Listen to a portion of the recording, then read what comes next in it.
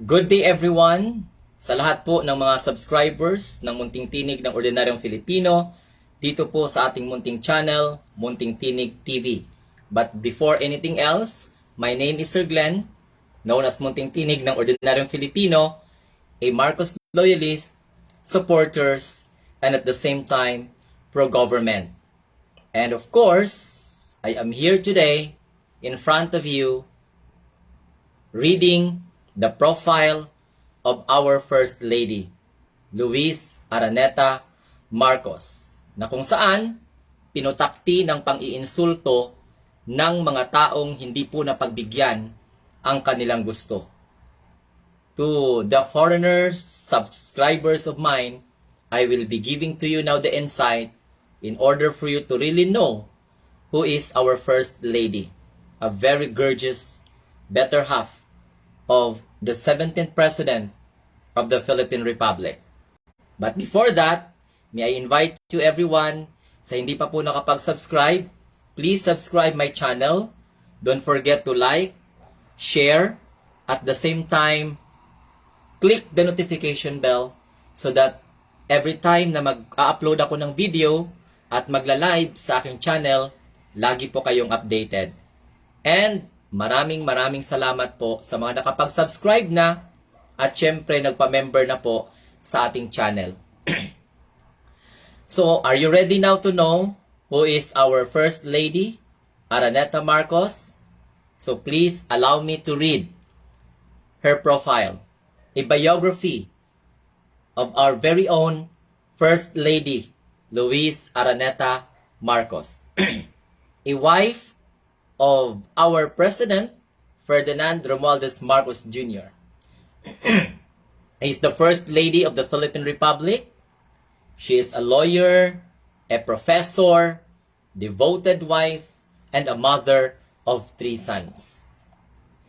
Araneta Marcos was born on 21st of August 1959 in Manila, no? To Manuel Manolet Ledesma Araneta Jr. and Milagros Azuala Cacho. Her father was born on December 8, 1926 in Iloilo City, but grew up in Bago Negros Occidental. He was born often referred to at Twinkle Toes because he would prance around the basketball court whenever there was a tournament. He was a member of the 1948 London Summer Olympics for basketball. Her mother was born on January 16, 1930 in Manila. She is a daughter of Jesus Cacho and Rosario Barlow Azuala. Both her parents are connected politically. So her father is the first cousin of Jody Araneta Rojas, a wife of Senator Gerardo Rojas, the son of President Manuel Rojas. Her mother's youngest sister, Rosario Cacho, was married to Pedro Coanco, the eldest brother of President Corazon Aquino. She is known to many as Liza, or by her initial, LAM. She graduated from the Ateneo de Manila University with a bachelor's degree in interdisciplinary studies in 1981. Subsequently, she earned her law degree from the same university in 1985. In 1989, Liza enrolled in postgraduate classes in criminal procedure at the New York University. Liza first met President Bongbong Marcos, her then would-be husband, in New York City while studying and working there as a lawyer in 1988. They got married at the San Francisco Convent in Fiesole, Italy in 17th of April 1993. Sana makilala ninyo siya katulad ng pagkakakilala ko sa kanya. Mabait talaga si Bong. I can even begin to say how intelligent and kind he is. Yan ang sabi po niya tungkol sa ating presidente. The couple has 3 children. So Ferdinand Alexander, known as Sandro, born on 7th of March 1994. Joseph Simon, born on 25th of November 1995. And William Vincent, or Vinny, born in 17th day of May 1997. When it comes to career, Liza Araneta Marcos is both lawyer and a professor. In September 2019, she worked at M&A Associate Law Firm, where she was a founding partner. She was also a founding partner of MOST Law Firm, or Marcos, Ochoa, Serapio, and Tan, where she worked from 2006 until January 2019. As a law professor, Liza taught a wide range of subjects for over 2 decades.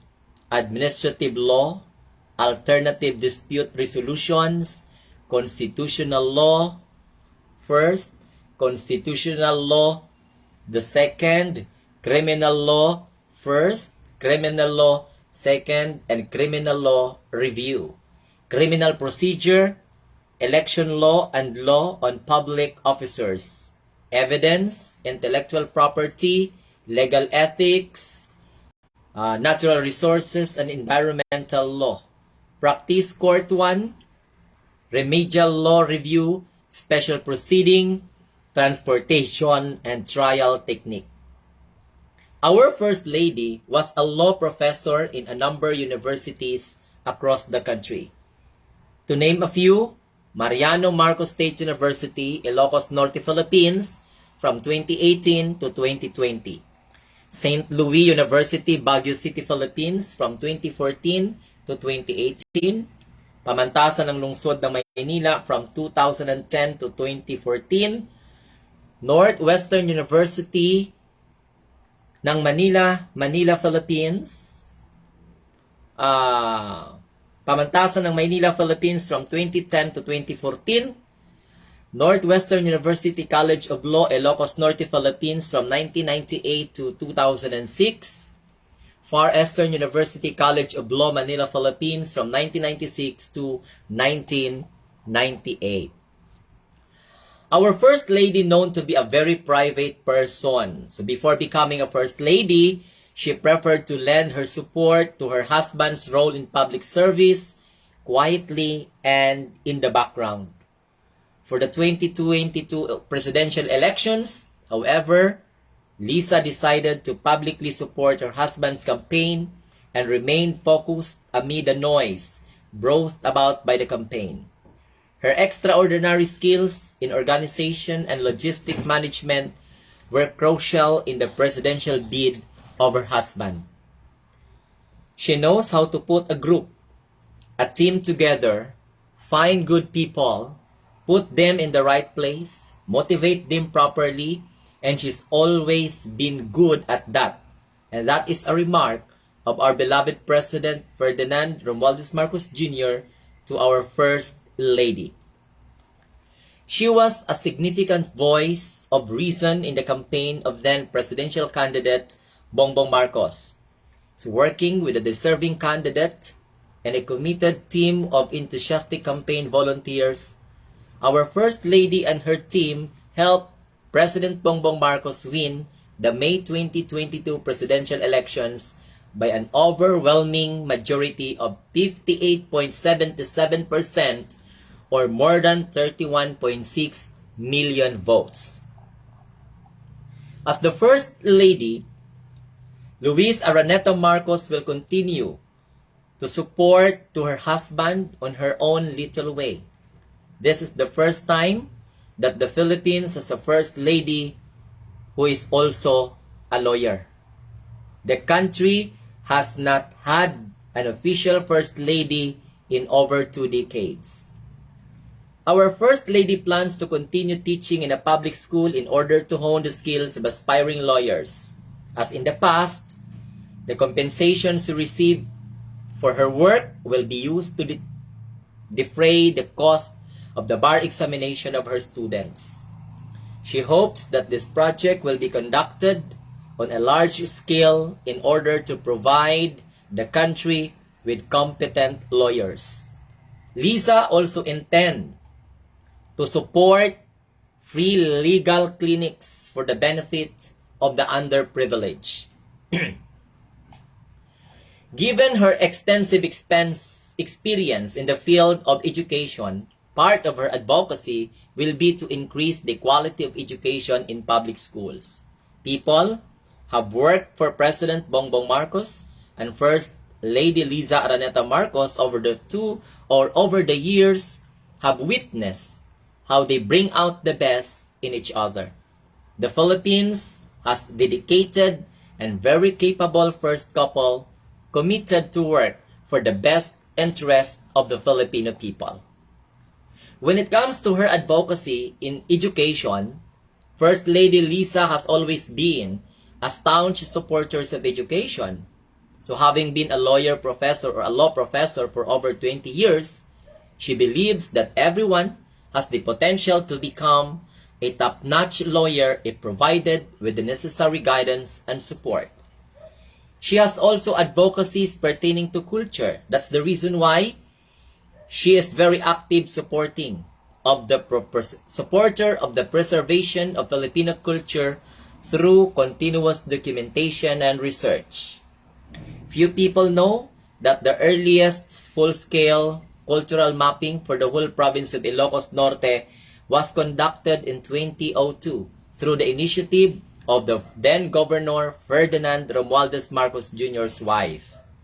She joined team and did field works in the coastline of Pagudpud. So after 20 years, cultural mapping is now a mandatory requirement for local government units under Republic Act 10066, known as Heritage Law. So it is purpose to spur cultural, education, tourism, and creative industries development. And that is what we call the life. So, it was in 2004, sabi po dito ni Associate Professor Eric Zerudo, PhD, kaya nagkita daw po sila ni First Lady, no? Got a chance to work with Liza Marcos, was then actively supporting the Museo Ilocos Norte and then the revival of the weaving industry. According to her, a person who is very much in touch with things on the ground. She even accompanied our team of cultural mappers on board a dump truck to the highland town of Adams. Having a broader view of the province, Liza helped organize initiatives that link heritage, tourism, and trade. She is also an advocate of traditional arts and crafts. No? And that is what we call our First Lady. He is also a patron of the arts, Board of Trustee of the ASEAN Culture Council 2016 to present. To the Asian Culture Council advances international dialogue, understanding, and respect through cultural exchange activities in Asia and the United States in order to create a more harmonious and peaceful world. And this mission is accomplished through the fellowship and other programs that support individual arts or individual artists, scholar, and arts professionals. And that is what we call the life of First Lady Araneta Marcos, na kung saan iniinsulto ng mga hunyango. No? So yan lamang po. At maraming salamat. Have a nice day and God bless everyone. So don't forget to like, subscribe, and share, and click the notification bell for you to be updated every time na magla-live po ako at mag-upload po ng ating video. Bye-bye!